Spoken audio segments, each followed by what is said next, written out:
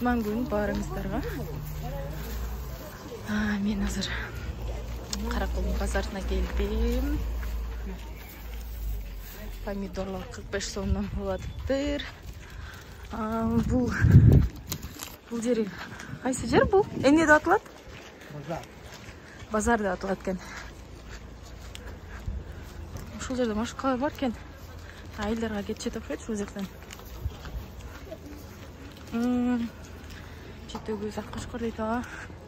Ушул жерден Бозучук, Ак суу ичке жерге ушул жерден айылдарга кетчү экен.